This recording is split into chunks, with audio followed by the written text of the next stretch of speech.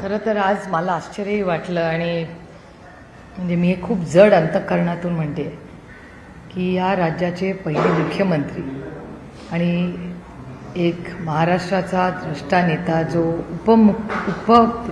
प्रधानापर्यंत पोचला, जे खरं तर महाराष्ट्रातला पहिला व्यक्ती जो प्रधानमंत्री होऊ शकत होता, जो आपल्याला आठवत असेल जेव्हा चीनचं युद्ध आपलं झालं त्याच्यानंतर पंडित जवाहरलाल नेहरूंनी आवर्जून चव्हाण साहेबांना दिल्लीला संरक्षण मंत्री म्हणून बोलवून घेतलं. Finance department, external affairs department, त्यानंतर डिफेन्स, एक्सटर्नल अफेअर्स, फायनान्स आणि महाराष्ट्र राज्याचे पहिले मुख्यमंत्री चव्हाण साहेब हे फक्त नेत्याने एक विचार आहे. सत्तेचं विकेंद्रीकरण कधीही होऊ नये, सत्ता ही शेवटच्या माणसापर्यंत पोचली पाहिजे म्हणून जिल्हा परिषद पंचायतीचा विचार पुढे नेण्याचं काम आणि सुरुवात खरं तर ही चव्हाण साहेबांच्या काळात झाली. MIDCs महाराष्ट्रात चव्हाण साहेबांच्याच वेळी त्या कामाची सुरुवात झाली. त्यामुळे आज महाराष्ट्र जो उभा आहे तो फक्त आणि फक्त कैलासवासी यशवंतराव चव्हाणांच्या विचारधारेवर आणि त्यांनी दाखवलेली जी दिशा होती त्याच्यावर गेले अनेक वर्ष काँग्रेस, राष्ट्रवादी काँग्रेस सगळेच पक्ष हे त्यांचा नेहमीच मान सन्मान करत होते. मला आश्चर्य वाटते की महाराष्ट्राची आजचं सरकार त्यांच्या वतीने कोणीही आज कराडला त्यांना अभिवादन करायला, श्रद्धांजली अर्पण करायला कोणी उपस्थित नव्हतं. हे खूप दुर्दैवी आहे आणि मी हे जड अंतःकरणाने म्हणते की मी ह्या बाबतीत आदरणीय महाराष्ट्राचे माननीय मुख्यमंत्र्यांना पत्र लिहिलं आहे.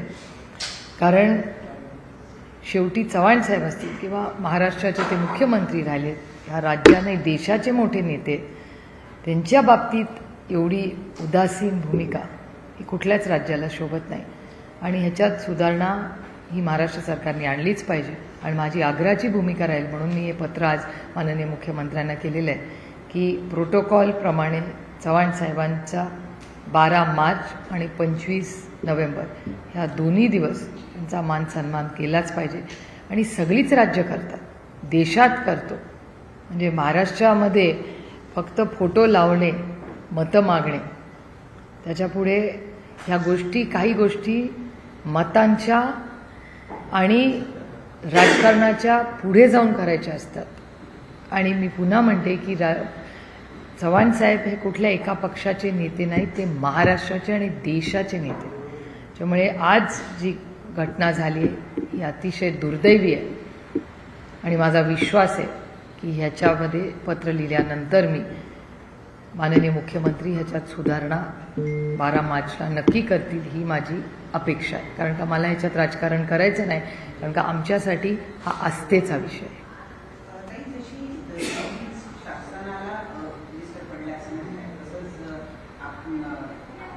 सत्तेतला एक पक्ष राष्ट्रवादी काँग्रेस पक्ष या पक्षाच्या वतीने सुद्धा उशिरा एक ट्विट करण्यात आलेला, त्यामुळे जेवढा राज्य सरकारला पडलाय तेवढाच नाही, मी तुम्हाला अतिशय प्रांजळपणे सांगते, मला आश्चर्य वाटलं की कधी काळी हे बघा राष्ट्रवादी काँग्रेस पक्षचे 2 तुकडे पाडले गेले. त्याच्यामुळे मला आश्चर्य वाटतं आणि अस्वस्थ करणारी गोष्ट आहे. मला आश्चर्य वाटलं की मला असं वाटलं माझी त्यांच्या सगळ्यांची भेट होईल, त्यांचे जिल्ह्याचे अध्यक्ष असतील, त्यांचे स्थानिक नेते असतील, ते मला तिथे भेटतील असं मला वाटलं होतं खरं तर. पण तिथे गेल्यावर कोणीच मला भेटलं नाही, ह्याचं मला आश्चर्य वाटलं आणि आश्चर्यापेक्षा दुःख जास्ती झालं. म्हणजे हे संस्कार नाही तो आमचे. चव्हाण साहेबांच्या बाबतीत there is absolutely no compromise. त्याच्यामुळे राष्ट्रवादी काँग्रेस पक्ष आणि माननीय अजित पवार त्याचं आज नेतृत्व करतात, त्यांच्या गटाचं म्हणजे राष्ट्रवादी काँग्रेस पक्ष, अजित पवार, हे खरंच मला अस्वस्थ करणार आहे. आणि मला खूपच आश्चर्य वाटलं आहे की त्यांच्यापैकी ते स्वतः प्रचारात असतील तरी त्यांच्यापैकी कोण आज तिकडे सकाळी गेलं नाही गेलं ह्याची मला माहिती नाही, पण मला दुःख वाटलं की त्याच्यापैकी कोणीच गेलं नसेल तर, कारण का मला तरी कोणी भेटलं नाही. सर्वोच्च न्यायालयातल्या खटल्याच्या संदर्भामध्ये आज त्यांवर वादक चर्चा झाली, परंतु तरी सुद्धा आज या संदर्भामध्ये निकाल आला नाही. पुढच्या काही दिवसांमध्ये येणं अपेक्षित आहे. किमान ज्या आता नगरपालिकांच्या निवडणुका लागल्या आहेत त्याच्या संदर्भात तरी काही स्पष्टता येत्या सुनावणीच्या वेळेला करू असं सांगण्यात आलेलं आहे. आपली काय प्रतिक्रिया आहे? मला असं वाटतं इलेक्शन फार वर्षांपासूनच म्हणजे होणं गरजेचं होतं. हा उशीर का होतोय हे खरं आम्हाला कुणालाच समजत नाही, कारण का सरकारने त्यांची भूमिका ही स्पष्टपणे मांडली पाहिजे.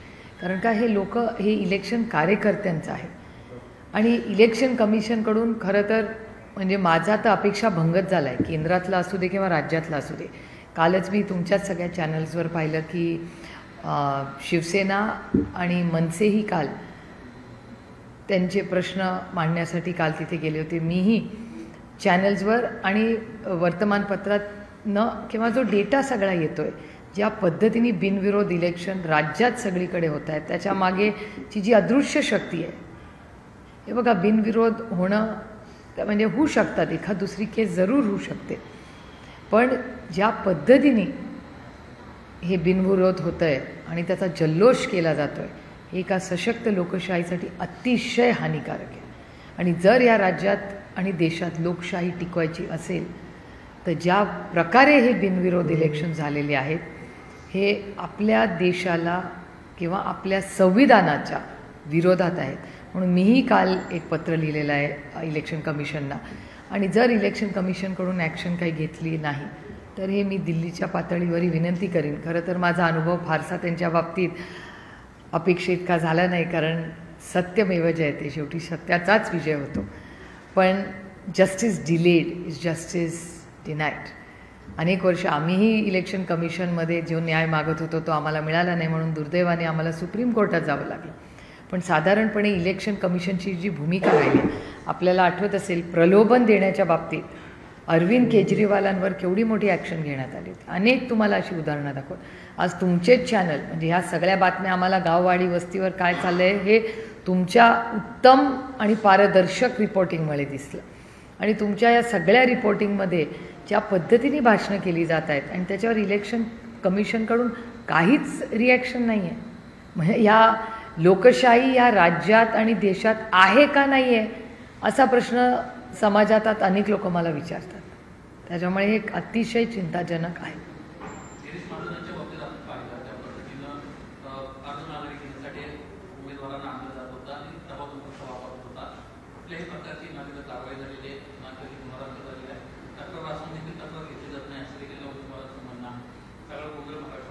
हा एका ठिकाणी नाही, संपूर्ण राज्यात ही परिस्थिती आहे. मला तुमच्या सगळ्यांच्याच चॅनलवर मी पाहिलं ह्यावेळी 100 पार झाले आहेत भारतीय जनता पक्ष, त्यांचे बिनविरोध 100 निवडून आले आहेत. खरं तर मी हे दिल्लीतही याची चर्चा पार्लमेंटमध्ये मागणार आहे की कुठल्या पद्धतीने जे रिपोर्टिंग होतं आहे, जी परिस्थिती राज्यात येते, काय खरं काय खोटं याची इन्क्वायरी झाली पाहिजे. आणि खरं तर आम्हाला अपेक्षा होती की महाराष्ट्राचं इलेक्शन कमिशन ह्याच्यावर काहीतरी घेईल. प्रलोभन देणे, बिनविरोध इलेक्शन करणं, या सगळ्या गाती म्हणजे ज्यांचे 200हून जास्त आमदार निवडून आले आहेत, ज्यांना एवढा आत्मविश्वास आहे की आपण निवडून येऊ शकतो, मग ही बिनविरोधची एवढा खटाटोप कशासाठी.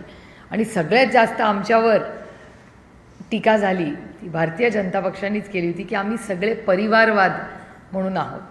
आज ह्या महाराष्ट्रात सगळ्यात जास्त परिवारवाद हा भारतीय जनता पक्षात 6 नगराध्यक्ष झालेत, ते सगळे परिवारवाद आहे. हा डेटा माझा नाही आहे, हा सगळ्या चॅनल्सनीच दाखवलेला डेटा आहे. त्यामुळे दुर्दैव आहे की कुठे नेऊन ठेवला आहे महाराष्ट्र ही BJP जी टॅगलाईन होती ती आज मला आठवते. आणि मला खूप विनम्रपणे महाराष्ट्राच्या भारतीय जनता पक्षाला आणि महाराष्ट्राच्या माननीय मुख्यमंत्र्यांना प्रश्न विचारायचा आहे की कुठे नेऊन ठेवला आहे माझा महाराष्ट्र तुम्ही.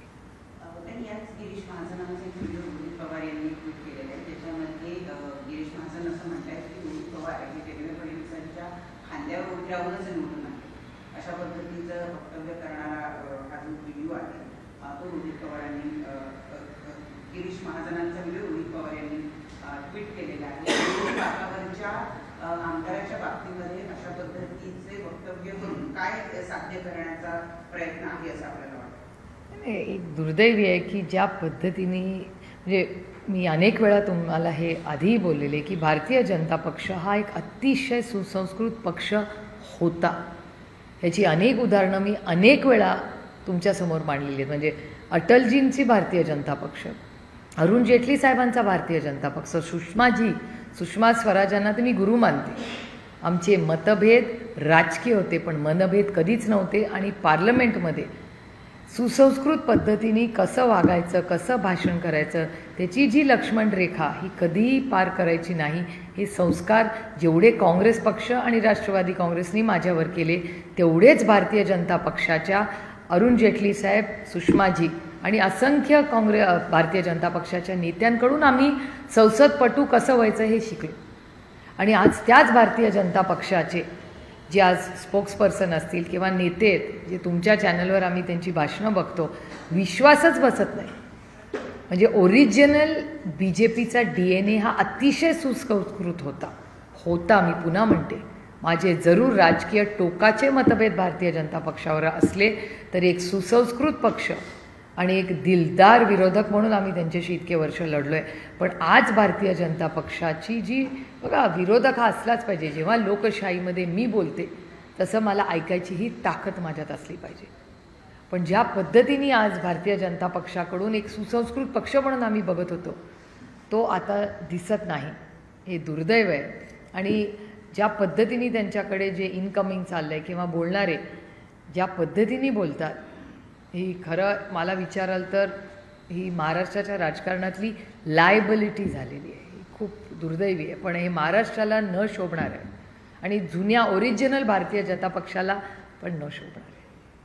चंद्रशेखर बावनकुळे यांनी असं एक स्टेटमेंट केलेलं आहे की कमळाच्या मागे मी काढा, काँग्रेसच्या मागे मी काढा. हे त्यांचं जे वाक्य आहे ते सध्याच्या निवडणुकांमध्ये चर्चेत ते टॅगलाईन केलं आहे, यही समय है सही समय. मी आता तो रोज वापरते. कारण का भारतीय जनता पक्ष म्हणायचे यही समय है सही समय. ते काय म्हणतात, कर्जमाफी कधी करणार, योग्य ती वेळ. आता ही योग्य वेळ नाही तर कधी, तो यही समय है सही समय. त्यामुळे त्यांच्या सगळ्या ज्या टॅगलाईन्स प्रत्येक इलेक्शनमध्ये येत असतात ते फार मनावर घ्यायचं नसतं. माझी त्यांना एकच विनंती आहे, कायचे जे तिजोरीवरनं त्यांचं सगळ्यांची आपापसात लढाई चालली आहे, मला खूप प्रांजळपणे त्यांना सगळ्यांनाच सांगायचं आहे, तिजोरीची चावी ही मायबाप जनतेची असते, कोणाचे घरचे पैसे नाही आहेत. हे आपण सगळे, तुम्ही, तुमचा कॅमेरामॅन, सगळे तुम्ही सगळे महाराष्ट्रातले आणि भारतातले लोक टॅक्स भरता, त्याच्यातून हा निधी येतो. हा कोणाच्या घरचा निधी नाही आहे. हे दुर्दैव आहे की ज्या पद्धतीने आज भाषणं ऐकायला मिळत आहेत किंवा त्या निधीची चावी कुणाकडे, निधीची किंवा पैसे हे सेवेसाठी आहेत, त्याच्यावर कुणाचाही हक्क नाही. तो 7-12 नाही आहे कुणाचं नाव लिहायला.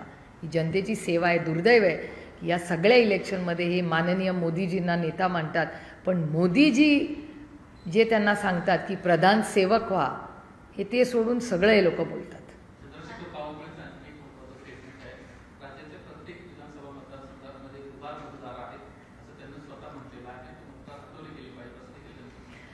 ज्या गोष्टी आम्हीच बोलत होतो तेच आज भारतीय जनता पक्ष बोलते. म्हणजे मला गंमत वाटते की त्या काळामध्ये जेव्हा आम्ही बोलत होतो तेव्हा आमची चेष्टा आणि काय काय आम्ही ऐकलं तेव्हा ते आम्हाला हलकेमध्ये घ्यायचे. अरे लोक काही आरोप प्रत्यारोप करतात. जे प्रत्येक जो आरोप आम्ही केला त्यांच्यावर, तोच आरोप आज भारतीय जनता पक्ष आणि त्यांचे मित्रपक्ष एकावर करतात. We stand vindicated. हेच तर आम्ही पहिल्या दिवसापासून म्हणतो.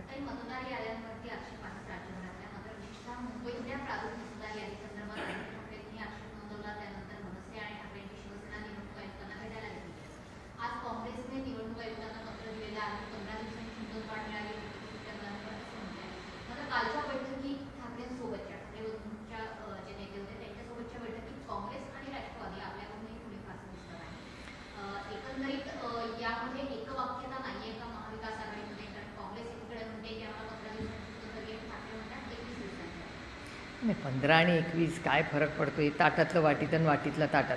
त्यामुळे मला काही फार त्याची चिंता वाटत नाही. आणि कसं असतं, ह्या सगळ्या इलेक्शन्स तुम्हाला आठवत असेल, जेव्हा राष्ट्रवादी काँग्रेस पक्ष एक होता आणि काँग्रेस आणि आमची आघाडी होती आणि समोर भारतीय जनता पक्ष आणि शिवसेना, तेव्हा शिवसेनाही पक्ष एक होता, त्यांची युती. आम्ही सगळे कॉर्पोरेशन आणि मुंबई कॉर्पोरेशन सगळे वेगळे लढलो होतो, मला आठवत असेल. त्यामुळे स्थानिक इलेक्शन्समध्ये ह्या गोष्टी होतात. दर म्हणजे अनेक वर्ष होत आहेत, दशकं होत आहेत, त्याच्यात काय नवीन नाही.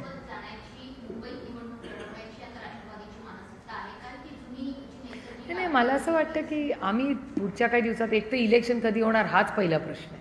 म्हणजे मुंबई कॉर्पोरेशन, पुणा कॉर्पोरेशन, सगळ्या कॉर्पोरेशनच्या इलेक्शन्स कधी होणार हा पहिला मुद्दा. जिल्हा परिषद कधी होणार ह्याच्यातच अजून काही स्पष्टता नाही आहे. त्यामुळे त्या सगळ्या पुढच्या काही दिवसामध्ये पूर्णपणे चित्र स्पष्ट होईल. काही महाराष्ट्रामध्ये असलेली दुर्दैवी घटना घडली की पुन्हा मुंबईमध्ये एका पीएच्या बायकोने आत्महत्या केली. आपण पाहतो की म्हणजे मागे काही महिन्यांमध्ये देखील अनेक महिलांनी आत्महत्या केली आहे. तर याचे प्रकार ते वाटत आहेत. मात्र एका पीएच्याच बायकोने आत्महत्या केली. आपल्या पतीवर जर संशय होता तर कसं पाहता येईल? ही घटना अतिशय दुर्दैवी आहे आणि कुठल्याही सत्तेचा गैरवापर कोणीही करू नये. मला वाटतं त्यांना अटक झाली आहे असं वर्तमानपत्रात आज सकाळी आलेलं आहे. त्यामुळे ती इन्क्वायरी अतिशय पारदर्शकपणे व्हावी एवढीच आमची अपेक्षा आहे. आणि महाराष्ट्रात महिलांवरचे जे अत्याचार आहेत हे वाढत आहेत हा भारत सरकार आणि केंद्र सरकारचा डेटाच सांगतो. त्याच्यामुळे महाराष्ट्र सरकारनी आणि होम मिनिस्ट्रीने या गोष्टीत जातीने लक्ष घातलं पाहिजे की महिलांवरचे अत्याचार आणि अन्याय राज्यात का वाढत आहे. ज्या राज्यामध्ये महिलांना समान अधिकार किंवा आरक्षण राजकीय आणि निर्णय प्रक्रियेत देणारं हे पहिलं राज्य आहे, त्या राज्यामध्ये आज महिला असुरक्षित आहेत का असं एक भावना आज महिलांमध्ये अस्वस्थ करणारी सगळीकडेच आपल्याला दिसते.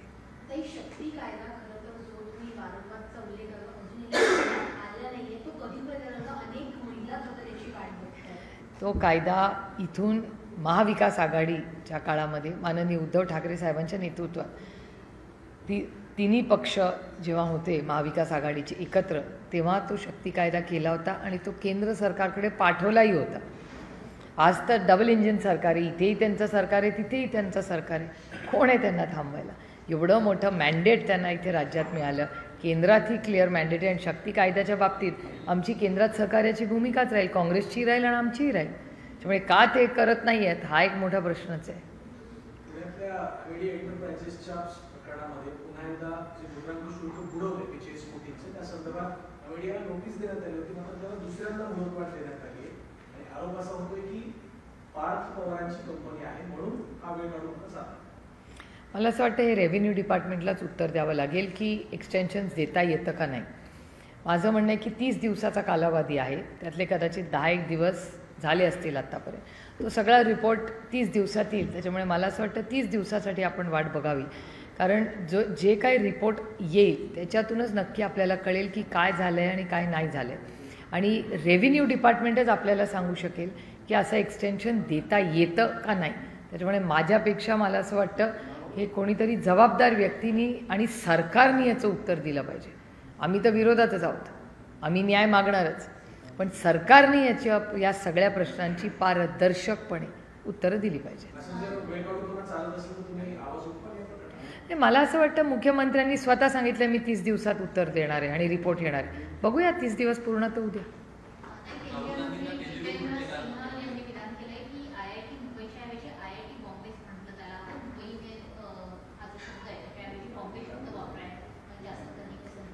अरे ही लोकशाही आहे, सगळ्यांना मत मांडण्याचा अधिकार आहे.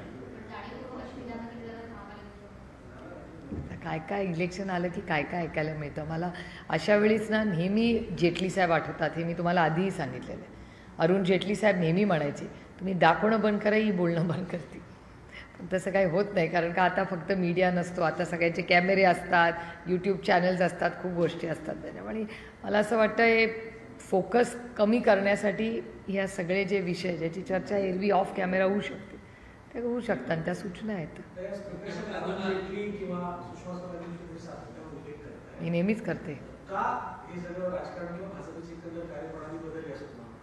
याचं उत्तर तुम्हाला त्यांच्या अध्यक्षांना विचारावं लागेल. कारण भारतीय जनता पक्ष, मी तुम्हाला पुन्हा सांगते की मी त्यांचा परफॉर्मन्स ऑपोजिशनमध्ये फार जवळून पाहिलेलं आहे. अतिशय सुसंस्कृत लिडरशिप, अतिशय. पण ती पूर्ण 360 डिग्री त्यांच्यात काय बदल झाला आणि का झाला आहे हेच मला कळत नाही. आणि हे दुर्दैव आहे की त्याच्यामुळे राज्याची आणि देशाची म्हणजे महाराष्ट्र राज्याची राजकारणाची जी परिस्थिती होती ती खूप बदललेली आहे. म्हणजे मी तुम्हाला उदाहरण देते. काशीनाथ भाऊंचा प्रवेश भारतीय जनता पक्षाने घेतला. माझं म्हणणं ठाम आहे, मी माझ्या मताशी ठाम आहे. कालही माझं म्हणणं आहे ते गुन्हेगार नव्हते, आजही आणि उद्याही त्या मतावरच मी राहीन. पण ह्यांनी प्रवेश घेतला, तुम्ही चॅनल्सवरती न्यूज ब्रेक केली, मग तो स्टॉप केला प्रवेश. आता काय परिस्थिती आहे लेटेस्ट मला माहिती नाही.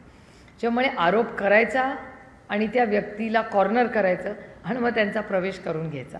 आणि त्यांच्याकडे सिलेक्टिव्ह वॉशिंग मशीन आहे. त्यांना सिलेक्टिव्हली वॉशिंग मशीनमध्ये लोक त्यांना सोखून माफ असतं आणि सिलेक्टिव्हली नसतं. त्याचा सगळ्यात चांगलं उदाहरण म्हणजे माननीय नवाबभाई. सिलेक्टिव्हली त्यांना सरकार करताना नवाबभाईंची सही लागते आणि चालते, पण त्यांना नवाबभाई इलेक्शन आल्यानंतर त्यांना वाटतं अरे नाही, नवाब मलिक नहीं चलेगा. क्यों नहीं चलेगा आपको नवाबभाई मलिक?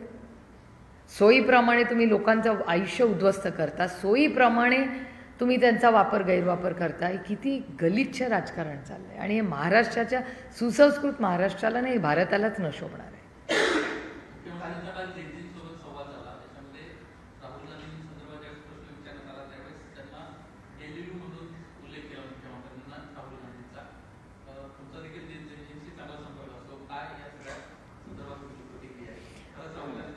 एक तर नुसता राहुल गांधींचा विषय नाही.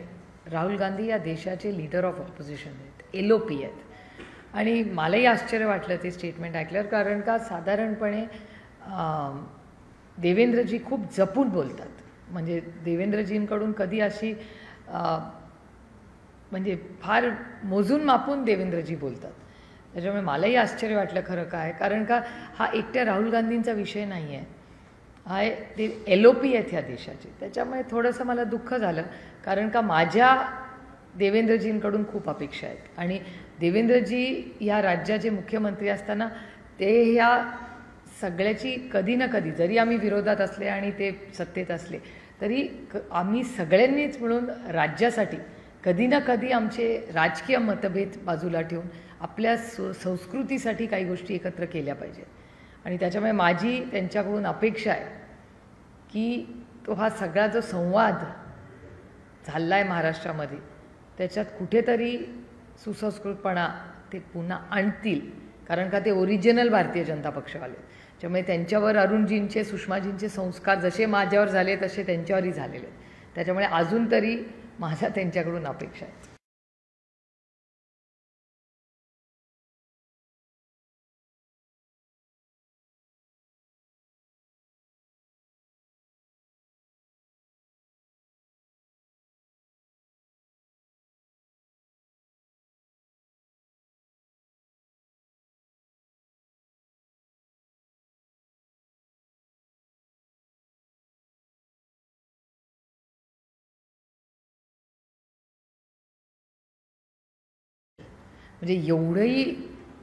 म्हणजे एवढी परिस्थिती राज्याच्या राजकारणात मी आजपर्यंत कधीच नाही पाहिलेली. म्हणजे त्याच्यात वैचारिक भूमिका ही राहिलीच नाही का, असा एक प्रश्न माझ्यासारख्या कार्यकर्त्यांच्या मनात येतो. झालं मराठी? सुप्रीम कोर्टामध्ये पहिल्यांदा आरक्षणाच्या संदर्भात स्थानिक स्वराज्य संस्थांच्या संदर्भात पुन्हा एकदा शुक्रवारची तारीख आली आहे. कदाचित शक्यता अशी की निवडणुका पुढे ढकलली. काय होऊ शकतं? काय सांगता येत नाही. आता कोर्टाची वाट बघायला लागेल शुक्रवारपर्यंत. पण आम्हाला काळजी आहे, कारण स्थानिक म्हणजे सत्ता ही विकेंद्रीकरण झालीच पाहिजे. आणि आमच्या म्हणजे कैलासवासी यशवंतराव चव्हाण साहेबांचं हे मत आणि हा विचार होता. आणि त्याच्यामुळे गेले काही वर्ष जो सर्वसामान्य माणसांच्या रोज सुखदुःखात असतो, मग तो तुमचा नगरसेवक असेल, जिल्हा परिषद मेंबर असेल, या सगळ्यांचे जो तुमच्याबरोबर असतो, ते सगळे गेले 3-4 वर्ष झाले ते सगळं काम ठप्प आहे. आणि प्रशासनच ते सगळं चालवतं आहे. एक म्युन्सिपल कमिशनर सगळ्या नगरसेवकांचं काम नाही करू शकत. तो थोडी रोज सगळ्यांच्या तो प्रशासक आहे, त्याचं कामही नाही ते. त्यामुळे हे सगळी जी सिस्टम आहे, जी यंत्रणा आहे, ही खरं मोडूनच पडली. आता त्याला ठीक करण्याची गरज आहे आणि इलेक्शन लवकरात लवकर घ्यावं. पण महाराष्ट्र सरकार पारदर्शकपणे त्यांचा काय स्टँड आहे तो का मांडत नाही आणि सरकार कमी पडतं आहे का, असा एक दबदबा किंवा एक दबक्या बाजू सगळ्या आवाजात आज सगळीकडे ही चर्चा राज्यात ऐकायला येते. वेस्ट बंगाल और तमिलनाडु में आने वाले इलेक्शन से पहले SIR की जो प्रोसेस है वो इंटेंसिफाई हुई है. वैसे ही वेस्ट बंगाल में आज वहाँ की chief minister Mamata Banerjee protest पोल कर रही है. उनका कहना है कि इलेक्शन से पहले कहीं ना कहीं सांप्रदायिकता या कम्युनलिज्म बढ़ाने का ये एक और तरीका है. नहीं हो सकता है। दीदी ये बहुत संवेदनशील नेता रही है और आज वेस्ट बंगाल में जो भी विकास हुआ है वो दीदी के नेतृत्व में ही हुआ है। और ये SIR हो ना हो, और जिस तरह से आज महाराष्ट्र में आप देख रहे हैं भारतीय जनता पार्टी जो सत्ता में है, अब विपक्ष वाले हम जब कह रहे थे कि डबल वोटिंग हो रहा है, किसी के नाम 10-10 बार है, तब बीजेपी मान नहीं रही थी। लेकिन आज बीजेपी ही जो सत्ता पक्ष में है, जो आरोप विपक्ष कर रहा था वही आरोप आज भारतीय जनता पक्ष जो सत्ता में वो कर रही है। तो वी स्टैंड विंडिकेटेड नो, जो हम कह रहे हैं वही आज बीजेपी कहे जा रही है। तो बहुत दुख की बात है कि इलेक्शन कमीशन का मजाक बना के रखा है जो आज सत्ता में लोग हैं उन्होंने। बहुत दुख की बात है। राम मंदिर का ध्वजारोहण आज हुआ है और तमाम प्रधानमंत्री से लेकर सब लोग वहाँ पर थे। प्रधानमंत्री ने कांग्रेस का नाम नहीं लिया है, लेकिन ये जरूर कहा है कि कुछ लोगों ने अपने फायदे के लिए राम को काल्पनिक बताया। ठीक है, देखो एक सशक्त लोकतंत्र में हर एक को बोलने का अधिकार है, जो संविधान ने आपको भी दिया है, मुझे भी दिया है और सबको दिया है। मेरे ख्याल से उनको जो ठीक लगा उन्होंने कहा। और जो एनडीए के पक्ष के लोग हैं वो कह रहे थे कांग्रेस को या इंडिया ब्लॉक के लोगों से सवाल पूछ रहे कि जो जब मंदिर का निर्माण पूरा नहीं हुआ था, उसका जब उद्घाटन किया गया था, तब ये सवाल उठा रहे थे अब मंदिर पूरा हुआ है, कम से कम अब तो अयोध्या जाएंगे, इस तरह से सवाल उठा। देखिए ये श्रद्धा की और आस्था की चीज़ होती है। ये पार्टी का सवाल, किसी भी पार्टी का सवाल नहीं है, श्रद्धा का सवाल होता है। तो मेरे ख्याल से जिसको जहाँ उसकी आस्था है, जिसका विश्वास है, जिसका प्यार है, जिसका आदर है, वो वहाँ जाते ही है। महाराष्ट्र में हम देख रहे हैं कि पिछले कुछ दिनों में कार्यकर्ता, चाहे वो डेप्यूटी चीफ मिनिस्टर हो, अदर इम्पोर्टेंट मिनिस्टर्स हो, कहीं ना कहीं डायरेक्टली इनडायरेक्टली फंड्स कैसे उनके हाथ में है और उस तरीके से इलेक्टोरेट को इन्फ्लुएंस करने की बातें कर रहे हैं। पहले अजित पवार जी का एग्जाम्पल था, बाद में हसन मुश्रीफ जी बोले, और आज सुबह जब अमरावती के चीफ मिनिस्टर बात कर रहे थे तो उन्होंने भी ये कहा कि जैसे अगर अच्छी सरकार नहीं होगी ग्राउंड पे तो ट्रांसपेरेंसी नहीं आएगी फंड्स देने में, तो स्टेट गवर्नमेंट को अगर फंड्स देने फिर भी वो उस तरीके से फंड्स नहीं दे पाएंगे। तो क्या ये कहीं ना कहीं इलेक्टोरेट को फाइनेंशियल फंड्स के बेसिस पे स्वे करने का? ये बहुत दुख की बात है कि एक सशक्त लोकतंत्र में जिस तरह से इलेक्शन कमीशन ने इंटरवेंशन करना चाहिए वो हो नहीं रहा है। और मेरे ख्याल से इलेक्शन में जो भी इलेक्शंस के नियम कायदे हैं उसी चौखट में हम सब ने भाषण करने चाहिए। और एक ज़माना था जब इलेक्शन कमीशन एक बहुत इंडिपेंडेंट बॉडी थी, लेकिन आज आप देख रहे हैं कि रोज़ आप भी रिकॉर्ड करते हैं, दिखाते हैं, हम सब ने, विपक्ष ने भी बहुत सारे खत लिखे हैं। कल मनसे और आदित्य ठाकरे जी इलेक्शन कमीशन को मिलके भी आए, उसके पहले पूरी इंडिया अलायंस ब्लॉक और राज ठाकरे जी, हम सब साथ में भी गए इलेक्शन कमीशन। बहुत बार ये हो चुका है लेकिन हमें न्याय नहीं मिल रहा है। और मुझे आप पूछे तो एक सशक्त लोकतंत्र में इलेक्शन ये पारदर्शक तरीके से ही और नियम कायदे से ही होना चाहिए, किसी के मन मर्जी से नहीं हो सकता। लेकिन ये बहुत दुख की बात है कि इन्होंने जिस तरह से सब इस चीज़ों को हल्के में लेते और मजाक बना के रखा है, ये बहुत बहुत दुख की बात है। पार्लियामेंट सेशन भी चालू होने वाला है, क्या इस बार पार्लियामेंट सेशन में वोट चोरी एक बड़ा मुद्दा जो विपक्ष की तरफ से रखा है? 2-3 है। पहले तो दिल्ली में 50% वर्क फ्रॉम होम किया है। आज वोल्केनो के भी जो एशेज है वो दिल्ली पे आ रहे हैं। ऐसे बहुत एक दिल्ली में क्राइसिस है ऐसे लग रहा है, सुनने में आ रहा है। मैं तो कल जा रही हूँ, मेरा IBC का भी मीटिंग है और होम कमेटी की भी मीटिंग है। सो मैं तो दिल्ली जा रही हूँ, लेकिन जो सुनने में या टीवी पे और पेपर्स में आ रहा है कि दिल्ली शहर में पोल्यूशन की बहुत बड़ी दिक्कत आज हो रही है। 50% वर्क फ्रॉम होम चल रहा है। तो नेशनल कैपिटल में ये बड़ा क्राइसिस चल रहा है। तो सरकार क्या सोच रही है मुझे पता नहीं, मैं लेकिन किरण रिजिजू से ज़रूर, जो पार्लियामेंट्री अफेयर्स मिनिस्टर है, उनसे ज़रूर मैं बात करूंगी कि सरकार क्या सोच रही है ये क्राइसिस के बारे में, एक। और दूसरी, ये सब जो हो रहा है इस पर भी पहले चर्चा होनी चाहिए कि दिल्ली इस देश का कैपिटल है, ये राजधानी है, और राजधानी में इतना पोल्यूशन और क्राइसिस अगर हो तो यहाँ लोग आएंगे कैसे? इस बारे में सरकार क्या सोच रही है, ये एक मुद्दा होगा। उसके बाद आपको याद होगा पहलगाम के बाद दिल्ली में जो ब्लास्ट हुए उसके बारे में भी बहुत चिंता हम सबको रही है, उस पर चर्चा हम मांगेंगे। महंगाई, बेरोजगारी और ये जीएसटी का जो नया उन्होंने बदलाव किया, उसके बाद उसके आउटकम्स क्या है। किसानों की बहुत बहुत आप देख रहे हैं, भारत और महाराष्ट्र सरकार का डेटा दिखा रहा है कि सिर्फ महाराष्ट्र में ही देश में किसानों की आत्महत्या बढ़ रही है। महाराष्ट्र में और देश में महिलाओं के साथ जो अन्याय हो रहे हैं वो भी बढ़ रहे हैं। तो ये बहुत सारे इश्यूज है जिस पे चर्चा हम इंडिया अलायंस की ब्लॉक की तरफ से मांगेंगे। भाई महाराष्ट्र में किसान परेशान है, खासतौर पर शिरूर, पुणे, सोडे इलाके में या फिर नगर या विदर्भ में या जहाँ तक मुंबई में देखी गई, तेंदुआ हर जगह मतलब घूमने लगे हैं और किसान जाने से डर रहे, गले में पट्टे लगा रहे हैं। ये कितना बड़ा क्राइसिस है और सरकार पिछली बार कैबिनेट में बैठी गई थी और सरकार इसको राज्य आपदा घोषित करने की प्रस्ताव ला रही है। इस सरकार को क्या करना चाहिए, किसान जिस तरह से परेशान है उसको? नहीं, मेरे ख्याल से इस पे हम सब ने साथ में मिलके कोशिश करनी चाहिए। मेरी गणेश नायक जी से भी बात मेरी उनके साथ 2 बार मेरी मीटिंग्स भी हुई, बात भी लगातार हो रही है। शिरूर को हमारे जो सांसद है वहाँ से एक्चुअली ये शुरुआत हुई और उन्होंने भूपेंद्र यादव जी को भी कांटेक्ट किया हुआ है और वो केंद्र के मंत्री है।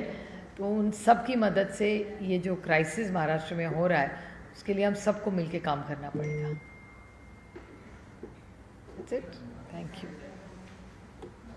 आमच्या पुण्याच्या युनिव्हर्सिटीला पण बिबटे आलाय, मॉर्निंग वॉक बंद केले तिथे, असं आज वाचलं.